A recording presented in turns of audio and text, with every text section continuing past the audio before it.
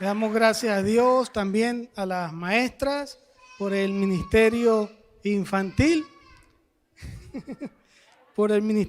y vamos entonces a cualquier persona que quiera ayudarnos en el ministerio, puede ponerse en contacto con la hermana Karen, con la hermana Sandra, con la hermana Michelle. Son las personas que están encargadas en el ministerio infantil, en el servicio de español.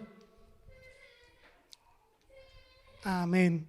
Hermanos, continuamos, estamos en esta serie y en la tarde de hoy vamos a terminar la carta o la epístola a los Colosenses. Esta serie la hemos llamado El Proceso y hemos hablado en la epístola, en la carta a los Colosenses, en cuanto al comportamiento de nosotros como cristianos basado en las doctrinas de la fe cristiana, en la palabra de Dios. Y hemos dicho en estos últimos 3 domingos que cambiamos de una vida antigua a una vida nueva, y esa transformación es dada cuando somos salvos, recibimos a Cristo en nuestro corazón, somos perdonados de nuestros pecados y el pasado queda atrás y comienza un nuevo futuro, una nueva vida en las manos del Señor. Y que también hablamos acerca de advertencias en morir y apartarnos del pecado, desechar todas aquellas cosas que afectan nuestra vida, tales como emociones, enojos, malicia, ese tipo de cosas que ya no deben estar en nuestros corazones. Y también hablamos acerca de nuestros deberes como cristianos, el cómo comportarnos y cómo dar testimonio de que somos hijos de Cristo, transformados radicalmente por el poder de Dios en nuestras vidas. Y en la tarde de hoy vamos a estar finalizando entonces la carta a los Colosenses, y en esta tarde vamos a hablar acerca de lo que es ser un fiel ministro de Dios. Cada uno de nosotros somos siervos, y el ministerio significa que servimos a Dios y servimos a los demás. Y entonces también debemos recordar que Dios en nuestras manos ha puesto un ministerio para que nos encarguemos. Todos tenemos un llamado como iglesia, y hemos visto entonces hasta ahora en estos distintos meses el libro de Hechos, Efesios, Colosenses, y vamos posteriormente a pasar a lo que es la carta de Filemón. Hoy nos vamos a encontrar desde el versículo, en el capítulo 4 de Colosenses, del versículo 7 hasta el versículo 18. Y tenemos entonces en la palabra de Dios las características del cristiano que es siervo de Cristo. Tenemos en la palabra de Dios el ejemplo en el cual debemos ponerlo en práctica en nuestra vida. Tenemos en la palabra de Dios el ejemplo que tenemos que seguir, y es la vida de nuestro Señor Jesucristo.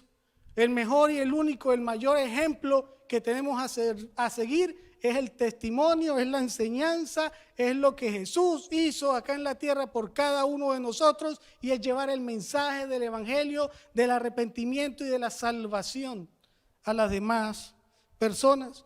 Así que en esto nos damos cuenta que todos, cada uno de nosotros, tenemos un propósito de parte de Dios que cumplir durante el tiempo que nos permita estar en esta tierra, pero tenemos la esperanza de que luego estaremos en su presencia, en su gloria por la eternidad. Le damos gracias al Señor por esa esperanza viva y fuerte que está en nuestros corazones, que Él ha puesto en nuestros corazones. Y le invito a que estemos entonces buscando nuestras Biblias, capítulo 4 de Colosenses. Vamos a leer del versículo 7 al 11 y vamos a estar observando en estas, dice, salutaciones finales.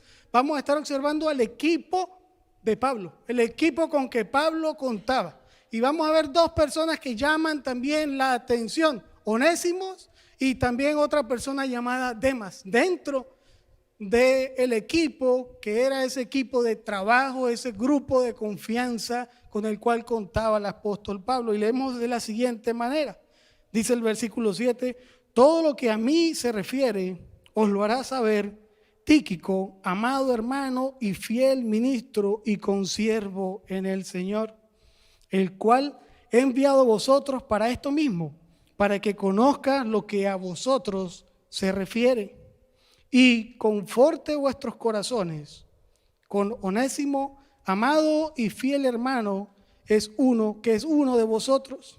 Todo lo que acá pasa os lo hará saber. Dice: Aristarco, mi compañero de prisiones, os saluda. Y Marcos, el sobrino de Bernabé, acerca del cual habéis recibido mandamientos, si fuere a vosotros, recibidle.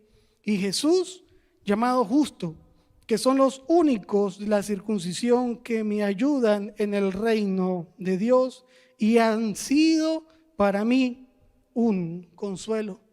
Y comenzamos a leer y ver en la palabra esta lista de nombres en el final del capítulo 4, en el cual nos encontramos, y estos son una serie de, podemos llamarlos, héroes de la fe, porque las situaciones por las cuales pasaron fueron complicadas, pero también con muchas victorias y bendiciones para ellos. Ellos no veían las tareas difíciles, sino que veían en cada tarea la oportunidad de crecer y de alcanzar a las personas dentro del amor de Dios. Bajo estas circunstancias debemos darnos cuenta y recordar en cómo se encontraba Pablo. Pablo estaba preso, estaba esperando un juicio en Roma, y bueno, a pesar, en medio de estas circunstancias siempre es peligroso el identificarse como un amigo de un prisionero, porque también esa persona puede verse envuelta en algún tipo de problema o de situación. En aquel tiempo, en el contexto de Pablo, era así. Era algo bien delicado decir que un hombre que estaba esperando juicio, entonces uno compartía totalmente lo que esa persona decía, o identificarse, incluso visitarlo y estar a su lado en estos momentos. Y habla entonces acerca de Tíquico. El primero que se nombra es a Tíquico. Y Hechos 24 nos dice, y nos habla de este hombre, dice: y le acompañaron hasta Asia, refiriéndose a Pablo, Sópater de Berea, Aristarco y Segundo de Tesalónica, Gayo de Derbe y Timoteo. Y de Asia tenemos entonces a Tíquico y a Trófimo. Aquí este hombre, por lo que sabemos, era natural de entonces Asia Menor. Era una persona que se había convertido al cristianismo, era uno de los miembros del equipo de Pablo, y se refiere el pasaje como que este hombre que había sido cambiada su vida por el Señor cuando en verdad se convirtió a Cristo y tuvo ese llamado dentro del equipo de Pablo, entonces era un hombre que por Pablo era identificado como ministro, como hermano y consiervo. Era la persona que llevaba las noticias de Pablo a los demás lugares. Era la persona que comunicaba acerca de la situación en cómo se encontraba Pablo. Era la persona que movía los recursos para la iglesia de Jerusalén y que todos los hermanos de las iglesias reunían para poder ayudar a los que estaban en necesidad. También él tenía la tarea de llevarla a los diferentes lugares las cartas de Pablo, tales como Efesios y Filemón. Era de las personas con las cuales Pablo confiaba grandemente. Era una de las personas, un enviado especial de parte de Pablo. Luego tenemos a Onésimo. Llama la atención porque este Onésimo era un hombre esclavo fugitivo que de alguna manera había llegado hasta Roma. Había conocido el mensaje del evangelio y Pablo entonces lo adoptó en su grupo. En Filemón se hace referencia a este hombre cuando Pablo lo envía de vuelta a su amo. Pero lo que más llama la atención de que siendo esclavo y un esclavo fugitivo, cuando se refiere Pablo a Onésimo, en nada se refiere a eso, sino que se habla de Onésimo como ese fiel y amado hermano. Y es lo que hace el evangelio, es lo que hace Dios, es lo que hace Cristo, nos libera. Y es lo que hace el Señor, que cuando vemos a las demás personas dentro del amor de Dios, todos somos uno, todos somos hermanos. Es la manera en cómo un hombre de Dios siempre debe decir lo mejor que pueda hacer en referencia a otro hermano. Debemos de tener palabras constructivas para con los demás hermanos, palabras cordiales y de aliento para entre los hermanos. Tenemos a esta persona Aristarco, Este Aristarco era de Tesalónica. No se habla mucho de este hombre. Se hace referencia que era el compañero de prisiones de Pablo, como lo vemos en el pasaje, y podernos darnos cuenta que era una persona que era buena para tenerla al lado. Era una persona que era muy buena para compartir con ella en medio de situaciones peligrosas o complicadas. Probablemente este hombre Aristarco era una persona arriesgada, era valiente en las circunstancias en las cuales cualquiera de nosotros pudo haber huido, pero él permaneció con Pablo, lo acompañó incluso en prisión. Cuando estuvo este hombre presente, y tenemos la referencia en Hechos, cuando este hombre estuvo en Éfeso, entonces cuando se amontonó la gente, que hubo esa confusión afuera del templo de la diosa Diana, él se encontraba al frente en ese grupo protegiendo a Pablo y fue capturado por las turbas. Eso lo dice en Hechos 19:29, dice: y la ciudad se llenó de confusión y a una se lanzaron al teatro arrebatando a Gayo y Aristarco, macedonios, compañeros de Pablo.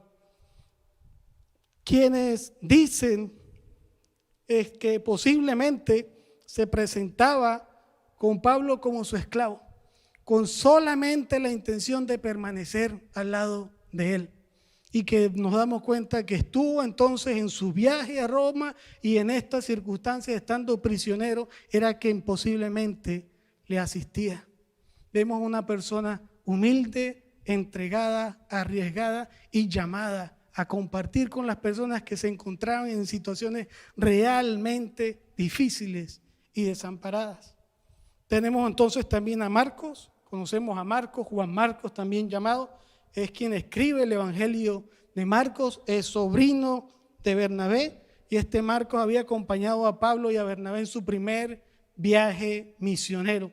Y cuando las situaciones se pusieron difíciles y complicadas, entonces él desertó y dejó a Pablo y a Bernabé en medio del primer viaje misionero, casi que por su cuenta. Luego, en un segundo viaje misionero que iban a salir Pablo y Bernabé, Bernabé quiso traer otra vez a su sobrino y hubo una discusión entre Pablo y Bernabé a causa de Marcos. Ellos se separaron. Fue Pablo hacia un lado en ese segundo viaje, fue Bernabé con su sobrino Marcos hacia otro. Nunca más, trabajaron juntos, y eso fue un punto de inflexión en aquel momento en el cual partieron en ese segundo viaje misionero. Pero en el transcurrir del tiempo, y como vemos la palabra que se refiere a Marcos como la persona más útil ahora para Pablo en el ministerio. No sabemos qué pudo haber pasado en el interín del tiempo, pero nos damos cuenta que Marcos se encontraba otra vez con Pablo y estaba en estos momentos con él en su última prisión. Pablo lo consideró como su hombre importante, y también sabemos y podemos entender que entonces se limaron esas asperezas, y ahora el apóstol Pablo le pedía a los hermanos de las demás iglesias que consideraran a Marcos como uno de sus amigos de mayor confianza y que fuese bien recibido en la iglesia en el caso de que él llegase. En cuanto a esto dice Filemón 1:23, te saludan Epafras, mi compañero de prisiones por Cristo Jesús, Marcos, Aristarco, Demas, Lucas, mis colaboradores. Así que Marcos se convirtió en un colaborador para Pablo. Habla también el pasaje acerca de Jesús, llamado Justo. No se sabe mucho de este hombre, pero debemos darnos cuenta que se menciona en la epístola a los Colosenses. También entendemos que era un hombre que resaltaba por su lealtad en el grupo, por su ministerio y su llamado en cuanto a evangelizar. Eran los que le acompañaban de la circuncisión. Así que nos damos cuenta que los judíos también se estaban convirtiendo al cristianismo, y estos judíos sentían ese deseo en su corazón de dirigirse a los gentiles. Al igual que Pablo, siendo judío, se dirigió y llevó el evangelio a los gentiles. El evangelio es para todos. El mensaje es para todos. La salvación y el amor de Dios es para todos. Y estos hombres, a pesar de que pudieron haber estado cumpliendo las leyes y las reglas, pensando del judaísmo, pensando que de esa forma iban a ser salvos, nos damos cuenta cómo su corazón fue transformado y también entonces se dieron cuenta de que era necesario que incluso los que no eran parte de su pueblo necesitaban a Cristo en su corazón. Habla del amor, habla de la sencillez, habla de que el evangelio, el cristianismo elimina las barreras, porque esas barreras las derrotó Cristo en la cruz del Calvario. Y somos un cuerpo en Cristo Jesús, somos un solo pueblo. Ya no hay diferencias o no deben existir diferencias entre nosotros, los hermanos. Y continúa esta, digamos, nómina de obreros de honor. El versículo 12 continúa al 15 y dice de la siguiente manera: os saluda Epafras, el cual es uno de vosotros, siervo de Cristo, siempre rogando encarecidamente por vosotros en sus oraciones, para que estéis firmes, perfectos y completos en todo lo que Dios quiere. Dice, porque de él doy testimonio que tiene gran solicitud por vosotros y por los que están en la Odisea y los que están en Hierápolis. Dice, os saluda Lucas, el médico amado, y Demas. Dice, saludad a los hermanos que están en la Odisea y a Ninfas y a la iglesia que está en su casa. Nos damos cuenta de que continúa entonces estas salutaciones, estas referencias de Pablo acerca de su grupo, y ahora nombra a una persona llamada Epafras. Era el hombre de oración. Vemos que era la persona que oraba para que todas las personas recibieran el mensaje. Vemos en los versículos anteriores del capítulo 4 pidiendo Pablo oración por ellos para que puedan llevar el mensaje de la palabra, para que abra puertas Dios, para que las oportunidades se den y ellos aprovecharlas de una manera maravillosa para presentar el mensaje del evangelio, del arrepentimiento, de la paz y del perdón. Vemos aquí en Epafras entonces un hombre de oración y que se preocupaba por el crecimiento espiritual de la iglesia, se preocupaba porque estuvieran completos, nada les hiciese falta, se preocupaba por ellos para que pudieran crecer espiritualmente en los caminos del Señor. Era una mano amiga que estaba siempre dispuesta a orar y ayudarles a interceder por los demás. Vemos en esto que habla también Colosenses 1 del 5 al 7, de que Epafras dice el versículo 7, como lo habéis aprendido de Epafras, vuestro consiervo amado, y es un fiel ministro de Cristo para vosotros. Los versículos anteriores hablan de cómo predicaba el mensaje de la verdad, cómo ese mensaje crecía y llevaba fruto en el corazón de las personas, y eso era porque las personas a través del evangelio conocían de la gracia de Dios. Y este es Epafras, ese ministro, ese líder, esa persona a la cual se encargaba de todas estas cosas. Luego menciona a Lucas, y Lucas era médico, dice el médico amado. Para las personas, Lucas escribió el evangelio de Lucas y Hechos. Y este hombre era un médico. Dice que era el médico amado quien estuvo con Pablo hasta el último momento de su vida. ¿Y de dónde sacamos eso? Dice segunda de Timoteo capítulo 4. Dice, porque yo, versículo 6, porque yo ya estoy para ser sacrificado. Dice Pablo, porque yo ya estoy para ser sacrificado y el tiempo de mi partida está cercano. Y pasan varios versículos explicando ciertas cosas, y en el 11 dice, solo Lucas está conmigo. Solo Lucas está conmigo. Dice, toma a Marcos y tráele contigo porque me es útil para el ministerio. Estos hombres se movían por todos lados, por todas partes. Vemos esa unidad, ese trabajo en equipo, esa manera en cómo se comunicaban y cómo a una llevaban el mensaje, cómo a una funcionaban. Eran, digamos, como un grupo élite del evangelio, ¿verdad? La forma como se ve que ellos se relacionaban y la forma como se ve la pasión y el amor de alcanzar a aquellas personas que no conocen a Cristo. Podemos destacar de Lucas o podemos hacernos la pregunta, entonces fue Lucas ese médico que renunció a tener un futuro muy lucrativo y muy bueno en aquella época solamente para servir a Cristo. Pues podemos decir que sí, así lo hizo. También podemos pensar lógicamente de que habría aplicado sus conocimientos para ayudar a los hermanos en la fe, para ayudar al grupo que estaba con él, para asistir a Pablo en medio de sus problemas médicos e indudablemente para también servir a las demás personas a las cuales ellos estaban alcanzando y predicando, a los distintos hermanos de la iglesia y a todo aquel, me imagino, que cruzase por su camino.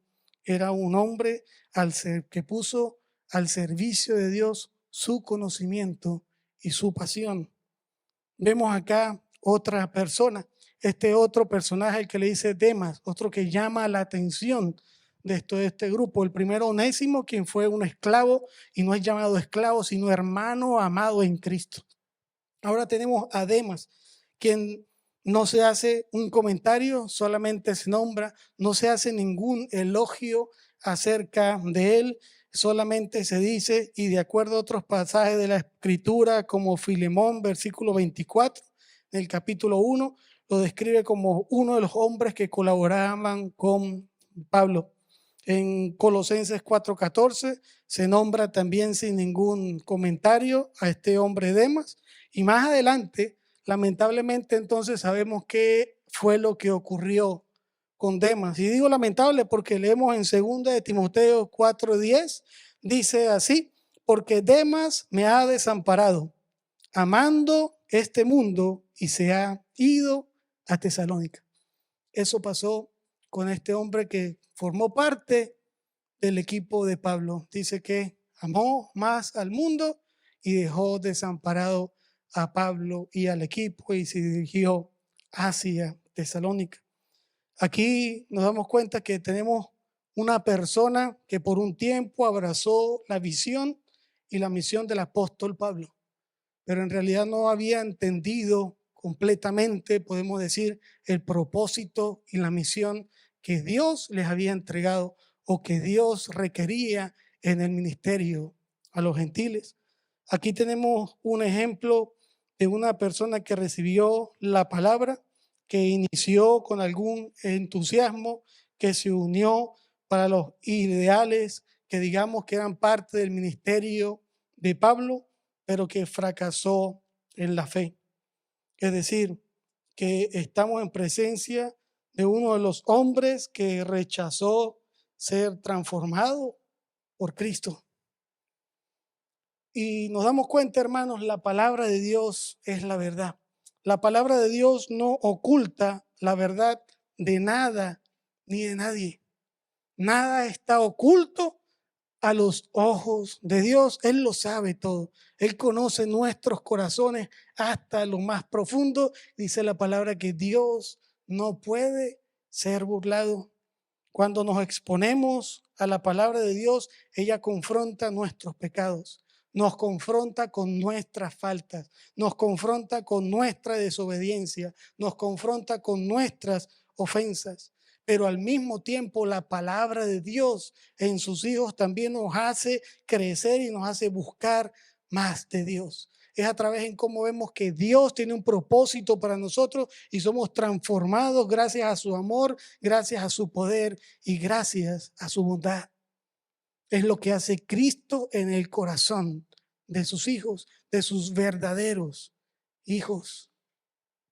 Y me recuerda esto a la parábola, a la explicación de la parábola del sembrador en Mateo 13, ¿verdad? Y la parábola dice, y el que fue sembrado en pedregales, esta parábola hace referencia a distintos campos que son las personas o los corazones, y a esa semilla que es el mensaje del evangelio, de la palabra, que es colocada o que es expuesta o que es predicada a las distintas personas. Y explicando el Señor Jesús en esta parábola, dice, y el que fue sembrado en pedregales, este es el que oye la palabra y al momento y al momento la recibe con gozo, pero no tiene raíz en sí, sino que es de corta duración, pues al venir la aflicción o la persecución por causa de la palabra, luego tropieza.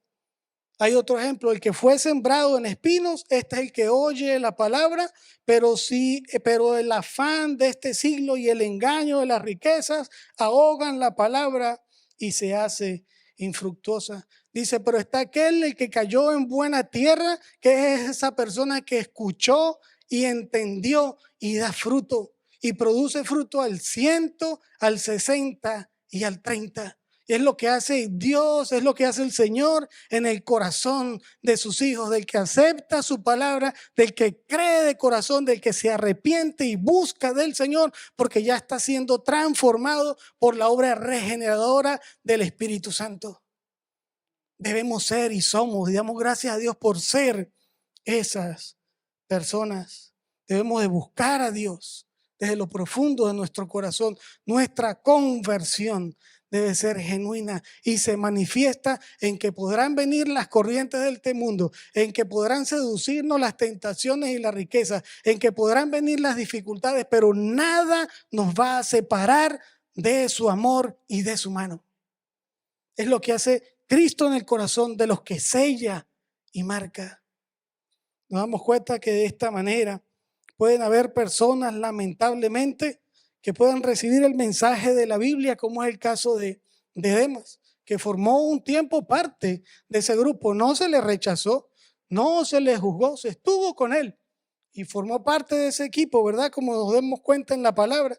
Pero el hecho de que hayan personas de que puedan recibir el mensaje de la Biblia no quiere decir que entonces entiendan la palabra del todo. O también pueden estar dando sus primeros pasos en buscar de Cristo, pero que al final de las distintas circunstancias lo hacen alejarse del Evangelio y de Dios. Esto solamente demuestra que no hubo un arrepentimiento genuino y una verdadera conversión en cuanto a la fe que salva. No es que está en nuestras manos es ser salvo.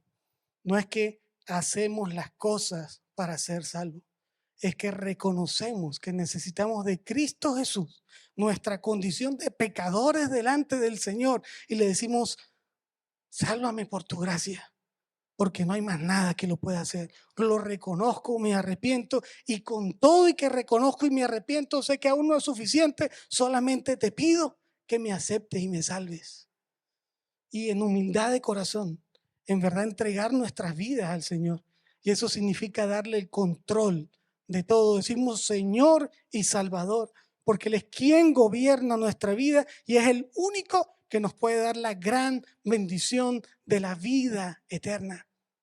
Más nadie. Él es el único camino, la verdad y la vida, y nadie puede ir al Padre sino a través de nuestro Señor Jesucristo. En creer en que descendió como Dios en carne, se entregó a sí mismo por nosotros en la cruz, pagó con su muerte en la cruz por nuestros pecados, porque no podemos pagar nosotros por nuestros pecados, ya lo hemos visto. Él nos ha redimido, Él nos ha comprado con su sangre preciosa, aquellos que crean en Él, para que no se pierdan y tengan vida eterna. Y no solo quedó allí, sino que al tercer día resucitó, venciendo al pecado, dando muestra que es el único que ha podido y que puede vencer al pecado, y a la misma muerte, resucitando al tercer día, como Él mismo lo dijo, por el poder de Dios, y ascendiendo al trono celestial. Eso es fe. Y ese es el mensaje de la palabra de la salvación. Y quienes creemos sin ningún tipo de duda y entregamos nuestra vida a Cristo, somos salvos. Dice la palabra que todo aquel que cree y que confiese a nuestro Señor Jesús será salvo y no será avergonzado. Luego tenemos acá a Ninfas.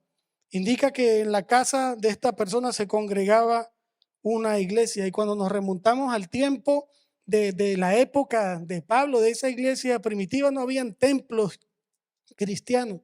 Sí, en efecto, Pablo y sus grupos enseñaban en algunos lugares y enseñaban en las sinagogas, pero se tiene conocimiento que no fue sino hasta el siglo III que comenzaron a construirse templos para que los cristianos se pudiesen reunir.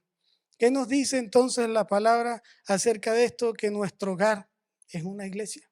Donde hay 2 o 3 reunidos en su nombre, ahí está el Señor.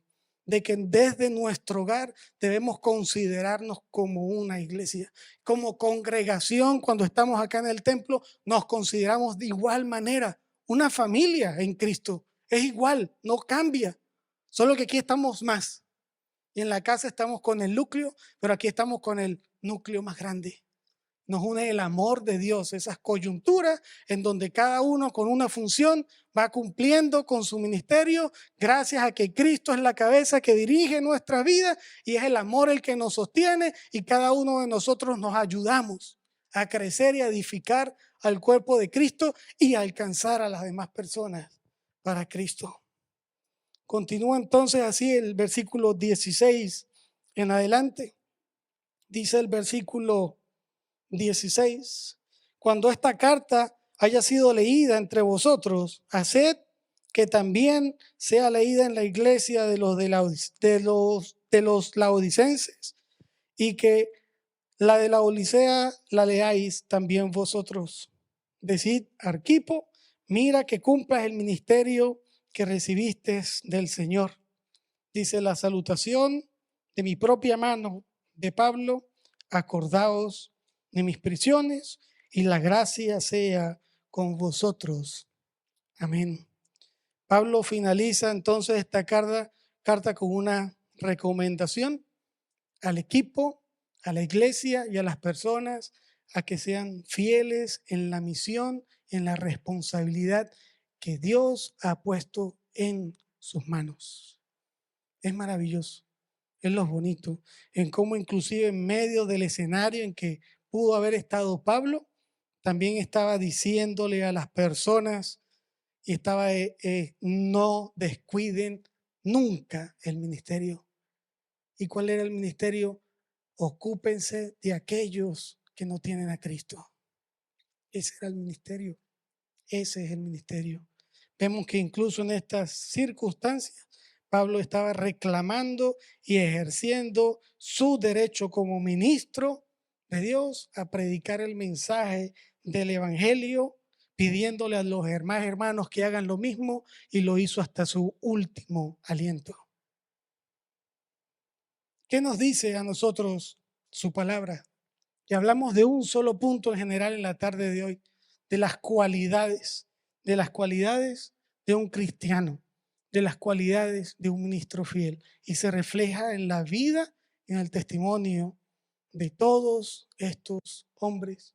Y cuando hablamos de cualidades, hablamos de características que se consideran buenas o positivas. Cuando hablamos de cualidades, hablamos de rasgos, de componentes, de peculiaridades, de distinciones en la naturaleza de la esencia de una persona. Aquí nos damos cuenta la nueva vida en Cristo. Nuestra esencia como persona, como ser, es transformada y cambiada por Cristo. Ya no somos los que éramos antes, somos nuevas criaturas en Cristo. ¿Qué nos dice a nosotros el pasaje? Vemos que Pablo tenía un equipo multidisciplinario. Tenía una persona que había sido esclava, tenía otra persona que se arriesgaba a lo que fuera, tenía un médico, tenía líderes, tenía personas de oración, tenía personas que enviaba de un lugar a otro, estaban personas útiles dentro de él que se movían de un lugar a otro porque tenían que ir llevando el mensaje, y con toda la estrategia que vemos en los viajes misioneros de Pablo, cómo organizadamente trabajaban con orden, porque Dios es un Dios de orden. Cómo eran guiados y llevados por Dios a los distintos lugares que ellos se encontraban. Estaban entonces, y nos da a nosotros entender de que debemos saber que la obra es de todos, que el trabajo es en equipo, y que debemos de tener como hermanos fuertes relaciones. Es de ambas partes. Cada uno de nosotros tiene la necesidad, el llamado y el deber de conocernos profundamente entre nosotros. Eso es lo que va a crear lazos, eso es lo que va a permitir que nos podamos organizar, eso es lo que permite que podamos avanzar para la honra y la gloria de Dios.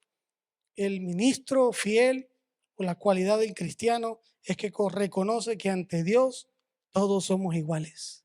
No hay preferencias, no hay categorías, no hay jerarquías. Somos todos hermanos en Cristo Jesús, de que confortamos y debemos confortar nuestros corazones con palabras de aprecio, de amor, de amistad en Cristo Jesús, porque es el amor de Dios el que ahora opera en nosotros, de que debemos ser amigos en las buenas y aún más en las malas, de que debemos estar, no abandonar a los hermanos, no debemos alejarnos, sino conocernos, compenetrarnos y estar allí para ellos día a día. Un cristiano debe reconocer cuando comete algún error, de que en algún momento de conflicto podemos en alguna situación meter la pata, pero estamos llamados a limar las asperezas. Ese conflicto que tuvo Marcos después se convirtió en la persona más útil que acompañó a Pablo. El cristiano y el amor de Dios es lo que realmente entienden la unión de la iglesia y que estamos todos en el ministerio y al final todos remamos en el mismo barco y en el mismo sentido.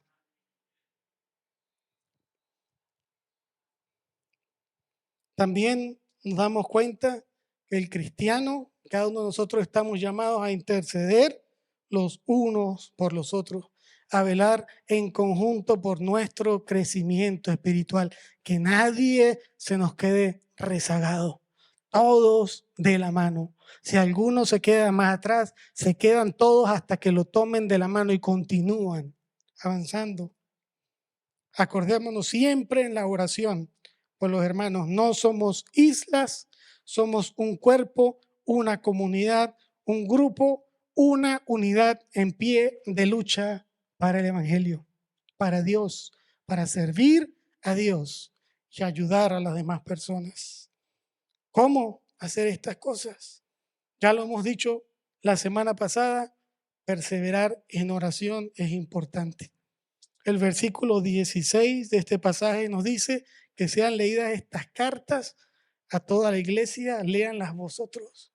Tenemos la palabra de Dios, hay que leerla, hay que escudriñar, hay que meditar en ella. Ahí tenemos el mensaje de Dios. La palabra es la que nos da testimonio de Dios. A través de su palabra es que conocemos y tenemos una relación profunda y personal cada día con nuestro Dios. Es aquella que nos habla del mensaje del arrepentimiento. Es aquella que nos habla del mensaje del reino de los cielos, porque no todo queda en esta vida, sino que cuando partimos a la presencia del Señor, continuamos en el gozo y en la bendición que Él ya nos ha dado. Desde el momento en que creemos en Él, del Evangelio, la palabra habla del Evangelio que todos necesitan y que necesitan de una relación con Cristo Jesús. Dice en 2 de Timoteo 3:16, porque toda la escritura es inspirada por Dios, es la palabra de Dios y es útil. Queremos esas cualidades en nuestra vida, pidámoslas a Dios y fomentémoslas con su palabra. De toda la escritura es inspirada con Dios y útil para enseñar, para redarguir, para corregir y para instruir en justicia. En justicia. Es la palabra de Dios la que nos enseña, nos corrige para que podamos ser fieles al Señor y debemos escucharlo y obedecer a su palabra. Debemos tener cuidado, 3 sermones atrás, cuidado con las falsas enseñanzas, falsas doctrinas, mezclas extrañas que existen. Hay que estar atentos a lo que dice la palabra, no a lo que cualquiera pueda decir. O todos estamos en la misma o hay que estar pendiente de qué es lo que está pasando. Hay que estar en eso. Es deber de cada uno de nosotros escudriñar y analizar todo lo que escuchamos y darnos cuenta, pasarlo por el filtro de la palabra de Dios. Todos estos hombres tenían algo en común, al igual que todos los que estamos acá. No hay diferencia entre ellos y nosotros. No la hay. No la hay.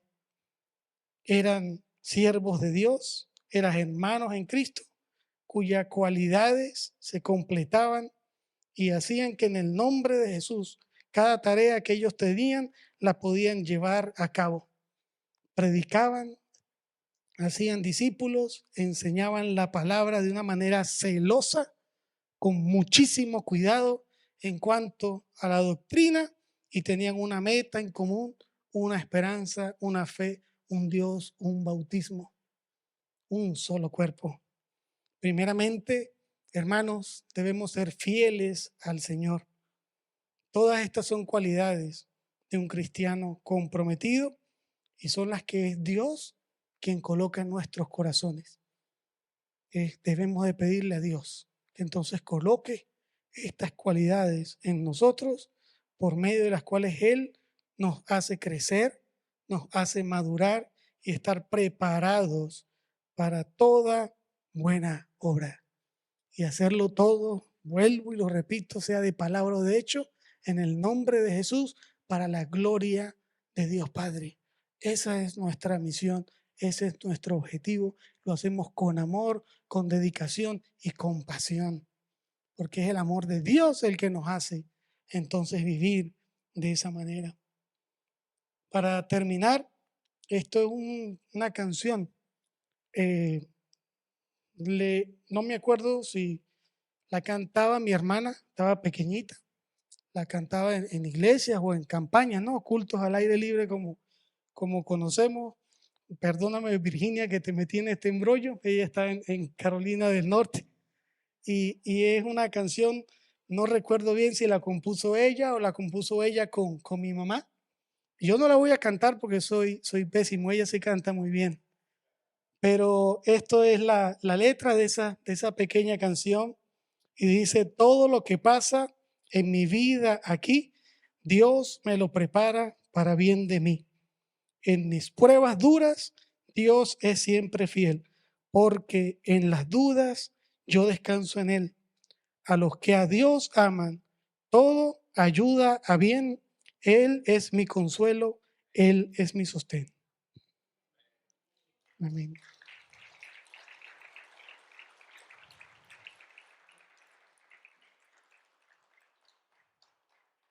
En Dios, hermanos, juntos somos más fuertes. En Dios, en Dios. Oremos. Padre Celestial, te damos gracias, Señor, por este día. Te damos gracias, Señor, por este momento que nos permite compartir de tu palabra. Te damos gracias, Dios. Te doy gracias por cada uno de los hermanos, de mis hermanos y mis hermanas que se encuentran acá. Gracias, Padre Celestial, porque usted no es un Dios de casualidades, sino de hechos. Y cada uno de nosotros estamos acá por su voluntad, por su soberanía, por su autoridad. Nos ponemos en sus manos, oh Dios, para que cree en nosotros un corazón limpio, para que haya, Señor, el deseo diariamente de vivir conforme a tu voluntad. Nos ponemos en tus manos y te pedimos perdón, Señor, por toda desobediencia, pecado y falta. Las ponemos y nos ponemos delante de ti con un corazón humillado y arrepentido. Límpianos de toda maldad. Líbranos de toda tentación. Guárdanos en tus manos, Señor, hasta el final. Que perseveremos, porque aquellos que perseveramos hasta el final seremos salvos. Y eso solamente lo logramos por tu amor, porque eres tú quien nos sostiene. Gracias, Padre, por tu misericordia en nuestras vidas. Gracias por tu paciencia, Señor. Te ruego, Padre, que en cada paso que demos a nuestras vidas seas dándonos sabiduría de lo alto para saber qué hacer. Pon en nosotros estas cualidades. Queremos ser siervos y ministros fieles, única y exclusivamente a ti, y amar al prójimo como a nosotros mismos. Te damos gracias, Señor. Te pedimos por el sustento. Te pedimos por tu misericordia. Te pedimos por aquellas cosas, Señor, que son tus bendiciones, que se manifiesten en nuestra vida en el momento en que tú sabes que es el mejor. Las esperamos, Señor, y que también a través de las circunstancias difíciles conocemos que es tu amor y que tú nos permites pasar por estas situaciones porque sabes que es lo mejor para nosotros. Ayúdanos a confiar en todo momento en ti. Te damos gracias, gracias Padre, en el nombre de Jesús. Amén. De esa misma manera, el llamado a aquellas personas que no han aceptado a Cristo como su Señor y Salvador, necesitan y han entendido y el Espíritu Santo ha tocado su corazón, necesitan una relación con Dios, que cambie, transforme su vida, que los convierta en nuevas criaturas y tenga la bendición de la vida eterna, la esperanza de que las cosas no son las que vemos, sino que las riquezas y lo que no vemos, que es lo que está en la presencia de Dios, es lo que realmente vale la pena. Lo único que puede transformar tu vida y tu corazón es Cristo, el único Salvador. Te voy a estar invitando que puedan estar cerrando sus ojos. Si esta persona puede estar acá o viéndonos, quiere aceptar a Cristo, puede repetir esta oración después de mí. No es una fórmula, son las palabras del corazón. Señor Jesús y Padre Celestial, en este momento reconozco que soy pecador. Te pido perdón por mis pecados. Te ruego que me perdones. Creo en ti. Te pido que aceptes mi vida y mi corazón. Lo entrego en tus manos. Te doy gracias en este momento y te pido que me hagas salvo, que me aceptes como tu hijo. Te doy gracias por el regalo de tu salvación y la vida eterna. Y sé por fe que continuarás transformando y cambiando mi vida para bien. En el nombre de Jesús. Amén. Amén. Hermanos, vamos a ir entonces finalizando, no sin antes invitarlos cordial y formalmente este domingo que viene, no. Este domingo, escuchen, no tenemos servicio a la 1 de español, pero lo estamos invitando cordial y formalmente al servicio de resurrección a las 11 de la mañana. Va a haber traducción en español y luego el siguiente domingo retomamos el servicio de español a la 1. Es una actividad grande que hacemos en la iglesia. Nos reunimos afuera, se coloca una carpa inmensa. Las personas que se han anotado como voluntarios, necesitamos voluntarios. Ahoritica, como decimos nosotros, tenemos una reunión para aquellas personas que se han anotado como voluntarios o que quieran ser voluntarios en este evento, para recibir las personas, para poder ayudar con los muchachos, para la parte de la comida, para toda la logística que hace falta. Recordemos, este domingo a las 11, el servicio de domingo de resurrección. Retomamos el de español a la 1 y aquí los espero con una gran sonrisa y los brazos bien abiertos para entonces recibirles. Amén. Que el Señor les bendiga.